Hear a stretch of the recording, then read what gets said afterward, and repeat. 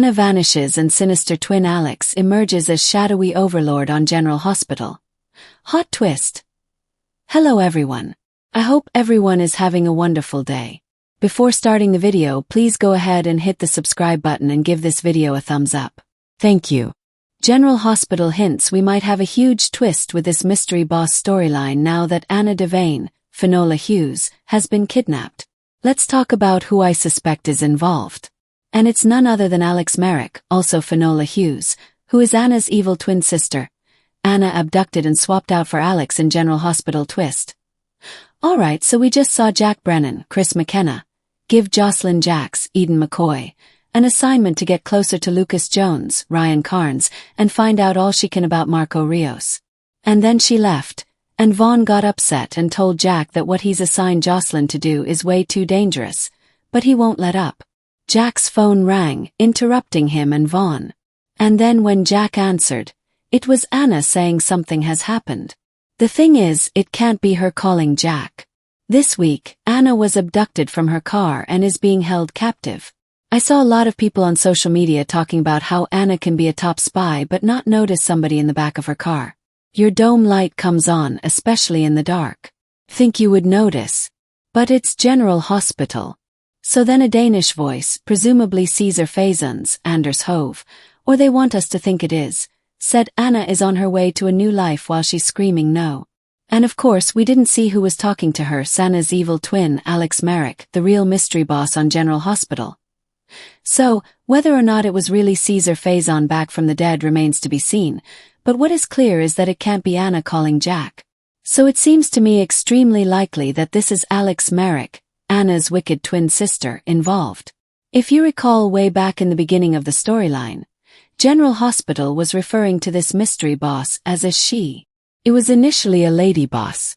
And then they changed and started referring to the boss as he, like when Britt Westbourne, Kelly Thibault, was talking to Pascal, Mark Forget, in Croatia, saying he wouldn't want me hurt. So maybe there's more to this. Maybe there are two bosses running this operation. A he and a she. Or maybe they're sloppy in the writer's room, and they hadn't made up their minds what they were going to do, and then they swerved and then swerved back. So the she in this equation may be Alex. And yeah, if you recall, Anna shot her back in 2025 when they were fighting on the Haunted Star. Alex fell overboard and was presumed dead, but nobody was ever found. And we know what that means on a soap. If we're keeping track of these related deaths, by the way, Faison and Nathan West, Ryan Pavey, were both supposedly killed in 2018, one after the other on January 31st. And then in this same timeline, Alex was next to die in November 2025. And then Peter August, Wes Ramsey, who is Alex and Faison's son, died in February 2025. The next year, in January 2023, Britt supposedly died. And now we've got Nathan and Britt back from the dead. So who's next? Who is next to be resurrected? If you remember when Alex died, I never thought she was actually dead because she fell overboard into the cold water. And a lot of people have fallen into the waters in General Hospital and bobbed back up later. There are a lot of things pointing to Anna's twin being involved in this. First and foremost is Anna's kidnapping because Alex may be taking her place. She could also be the person who approached Britt to do the research and offered to help fake her death and help with the Huntingtons. Was Peter revived on General Hospital? But it might go even deeper. Faison may not actually be involved. This is just legacy work. It could be Alex and her twisted son she had with Faison, the villainous Peter August. If it is, the question is whether Peter is living rent-free in Nathan's head, or if he was resurrected physically. Peter could easily be Alex's secret partner because the WSB took Peter's body right after Anna sat there and watched him die instead of her calling 911 to get Peter help to save him. The WSB is shady. And back then Victor Cassadine, Charles Shaughnessy, and other dodgy people were running it.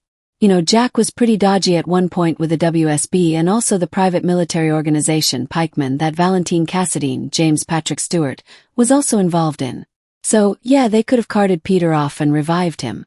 And if he's the one working with his mom, Alex, that would explain the confusing shift between he and she when referencing the boss.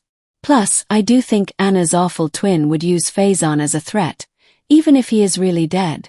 Realistically, there's a chance he's alive. I mean, Anna was worried about it despite his brain supposedly being in a jar on Kevin Collins, John Lindstrom, desk.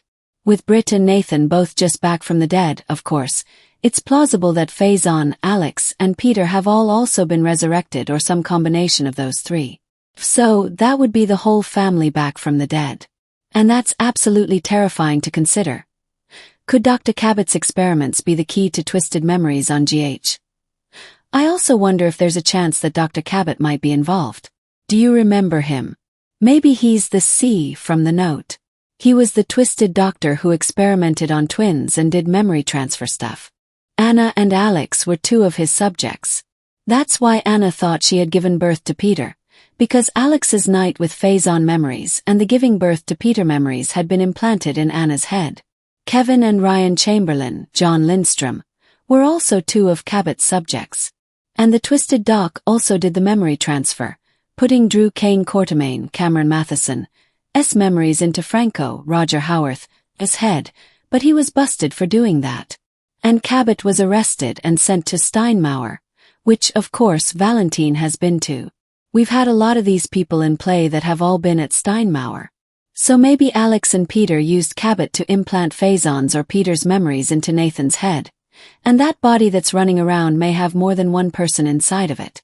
Cabot proved with the Franco and Drew memory transfer that he could do the memory thing even when it's not with twins. His research started with twins, but it didn't stop there. So now we've got Nathan back, who seems on and off like himself. Britt seems to know why. She seems wary of Nathan. She is not spending time with her long-lost brother like you would think a sister would, who was thrilled that their brother had been resurrected because Britt did love Nathan. So how she's reacting now is very strange. And all of a sudden, we've got Valentine back on the canvas. And Alex had a thing for Valentine way back when, before his physical transformation, all those surgeries. Remember, he was hunched and he was crippled. Alex slept with Valentine way back then, pretending to be Anna. And Valentine was really hurt when he found out it was Alex that he was with and not Anna. And Alex not only had a fixation on Valentine but also on Faison. That's how Peter came to be. So maybe General Hospital brought Valentine back to be part of this Alex story. They may also do a retcon and write some history between Alex and Jack. That would make sense because Anna, Valentine, and Jack were in WSB training at the same time that Alex was lurking around and hooked up with Valentine. Also, it looks like the secret lab is now under Windmere, which is another sign Faison is involved. He used to lurk down in the catacombs. He knows Spoon Island back and forth. Peter being involved makes sense because Maxie Jones, Kirsten Storms, was put into the coma. So Peter might have ordered Jen Sidwell, Carlo Rota, to do that to get Maxie away from Damian Spinelli, Bradford Anderson. Thanks for watching this video. Please subscribe to our General Hospital Update news channel and stay with us.